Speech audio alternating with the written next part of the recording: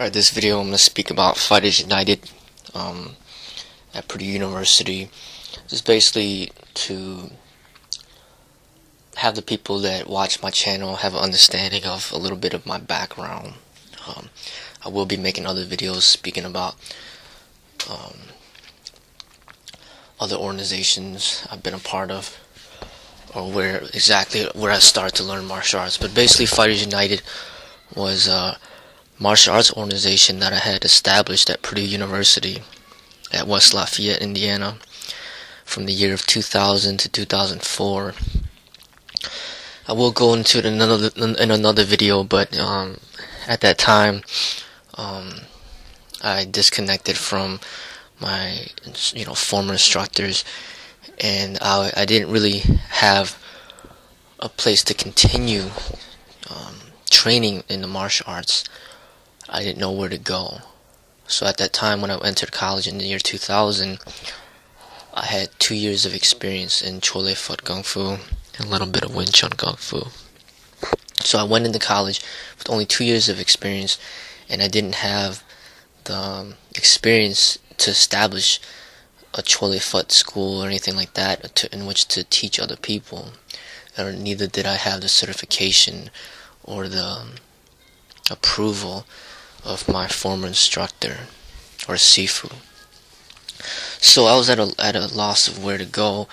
Plus, but I knew that I loved martial arts. So what ended up happening was I ended up creating my own club, and the club was called Fighters United. And the purpose of the club was to join other martial artists in my shoes. And I knew that I was not the only one, because everybody that goes to college usually moves away from their primary residence, and they're in a situation where they end up having to leave their martial arts school, and it ends up becoming hard to find another school where you fit in, where you could continue your training.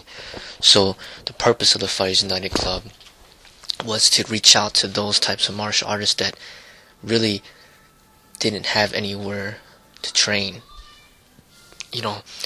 Nice thing about the club is that it became pretty successful. I met an immense amount of talented martial artists from all different types of styles. I trained with a lot of people from karate, taekwondo, kickboxing, Thai boxing, boxing, and a lot of wrestlers wanted to join the club, but there was only a few wrestlers that were accepted. The difference between the club I established and what they call MMA right now was that I only allowed certain people into the club, people that did not have a intense and competitive mindset. I didn't allow people in the club that just wanted to go in the club just to fight or to spar, and that's it. Yes, it was called Fighters United, but at the same time, I upheld values of establishing, a lot of respect amongst each martial artist, and also I wanted to aim to build friendships within the organization, of where they would not be fighting with each other, but they would be helping each other learn and progress. So I interviewed, myself and other members of the club would interview people that would enter to see if they would be the right fit for the club. Like I said, there was a lot of wrestlers that wanted to join, but only few were accepted. But I trained, there was a lot of martial artists from various different styles that did join the club. Hung Guard Kung Fu, Eagle Claw Kung Fu, Brazilian Jiu-Jitsu. A few people that have studied heavily Bruce Lee, Tao Jeet Kune Do, and like I mentioned in the other video, one of the persons that joined achieved a lot of fame right now, and his name's John Fitch. He was a Purdue wrestler during that time. He joined the club for a short while, and we trained for a little bit. I sparred with him a little bit, and we went to some of his wrestling matches, and he invited us to his home to hang out, and we got a chance to get to know him a little bit. At that time, he didn't have much stand-up experience, and he was trying to join the club to learn how to stand-up fight. And like I said, out of all the people that came through the club, there was a lot of people that came through the club. Some people joined and then quit, and then some people stayed for a while. Out of all the people that I joined, really, I would consider 2 people true martial artists out of the 4 years, the entire 4 years I was there. And I already mentioned in another video, it would be Davin James and Josh Thomas. And the thing about the club, the way that it worked, was that we would learn from each other. There was no like central master. Like, even though I founded the club, I was not like the master. I was not the Sifu. I only had 2 years of experience when I established the club. People were joining the club with 10 years of experience. You know, this one guy joined the club with 10 years of karate experience. Other people joined the club, you know, Davin joined the club with 5 years of kickboxing experience. Josh joined the club with the black belt from Taekwondo. He had a lot of years of experience. So there's a lot of people that joined the club that had a lot more experience than I did. So I founded the club, but I was not the master. Actually, the club contained a lot of masters from a lot of different martial arts. And the great thing about it was I was enabled to learn from each one of those people. And I learned from people that had a lot more experience than me, and I learned from people that didn't have that much experience, who maybe had less experience than me. But, you know, we all would get together and spar every now and then, and we would spar in a respectful way, and, you know, with minimizing the potential of injury, and we would develop friendships with one another. We would hang out with each other, you know, outside of the club. You know, we would have movie night and game night, and we'd go out and hang out and develop strong friendships and connections within the club. I really do miss the club. It was unfortunate that I had to move back to Chicago after I graduated, and that was a disappointment for me, knowing that I was going to have to move. Really, ideally, it would have been nice if I would have stayed there and continued to have that club and promote that club, but I knew eventually it was gonna end.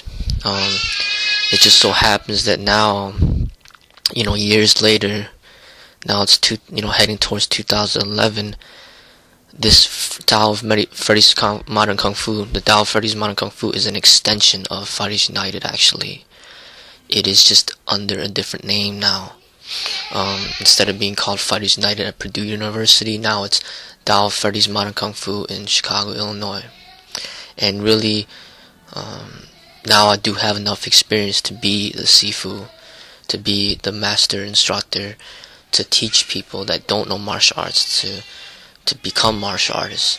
Back then, in Fighters United, I didn't have enough experience in order to develop and teach people to become a martial artist. I was still very much a student myself, and still I am a student, and I always will be a student. But now I do have the capabilities of developing somebody to become a martial artist as well. So, in that club, you know, is a big chunk of where my experience is. And, you know, I'm really thankful for the people that I met there. And I just wanted to make a video to express how in the martial arts, you know, a lot of times people that train in martial arts will basically train privately. A lot of this stuff is very private, and I noticed that a lot of people in the club would not exploit their talents. I was one of the few that would put myself out there and promote the club in ways of where are very untraditional and unaccepted in traditional martial arts. But at the same token, I felt that I did it in a way where I did not overly exploit it of how cage fighting does it. And I understand how, you know, a lot of martial artists or traditional martial artists will frown upon how, you know, cage fighting has exploited the martial arts. I think there has to be a balance, you know, between cage fighting and between traditional martial arts, where cage fighting, you know, there's a lot of competition, and they're more about, let's show me what you can do, rather than just, you know, show me what you could do, show me how good you are, rather than just talking, or rather than just hiding behind belts and uniforms. Show me that you're proficient. So cage fighting, in a sense, is turning the traditional martial arts into something, trying to take it to a higher level. But in the same token, when it gets taken too far, which I think it has, it exploits the spirit of the martial arts, of which is meant to be cherished, for only selected people. Well, this is like special knowledge that should not be exploited and taught to just anybody.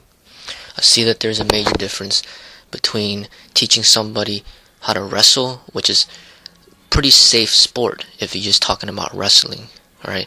Just talking about rolling around the ground, pinning them and stuff like that. Pretty safe. There's a difference between teaching that and teaching somebody how to really hurt somebody by punching them in very vital areas of the body, or applying pressure, at very vital areas of the body to, decapitate somebody, or just basically put somebody in great bodily risk. And I see that there needs to be a responsible way to understand that there's a lot of young people that are attracted to the martial arts, that want to learn, to better themselves and gain confidence and stuff like that. But there needs to be responsibility from the people that teach. It cannot be like just a coach who just teaches the youth how to play basketball. Just to teach the youth how to play basketball, it's safe, it's peaceful. Teaching somebody how to play tennis, it's safe, it's peaceful. Even teaching someone how to box, it's safer than teaching them how to destroy somebody in a cage, where you're pretty much just teaching people how to fight and be violent. I feel that there has to be responsibility, and really I'm trying to express a different way. I just want to really show a different way. I'm not saying, when Bruce Lee was alive, he was pretty much, he learned from the traditional martial arts, traditional Wing Chun Kung Fu, but he rose above it and he started to criticize the negatives of traditional martial arts. And he wanted to show a more effective, more practical expression, and which he did very well. But now we're coming to a point in time where it's the opposite. Now there's this cage fighting thing, and really I'm starting to criticize that, because I think it needs to be criticized, because the way that they're doing it is not right. I feel that there needs to be a balance between this cage fighting and this traditional martial arts, of where we have to find a better way to compete in a healthy way. I really see that something like gymnasts, for example, they compete, but it's in a healthy way that they compete, a healthier way to compete. If there are accidents if there are injuries in gymnastics, is due to accidents, is not due to somebody purposely trying to hurt somebody else in order to show that they're better. And really, there needs to be a balance. I see that in the cage there has to be control, as far as when these people fight and to display their talents. And I just want to express a different way. I'm not for traditional martial arts of hiding behind a uniform and hiding behind titles and hiding behind belts and basically claiming that you're a black belt martial artist when you can't even do a push-up, and when it comes down to a real fight, you don't even know what to do, and you're like running for your life, or you're scared out of your mind. I'm not saying that's the way, but I'm also not saying that cage fighting and being just a violent animal is the way either. I say that there has to be a balance. A martial artist who is very peaceful, but at the same time extremely talented, capable of defending himself, and at the same time having a very good amount of control in how he expresses his way of combat.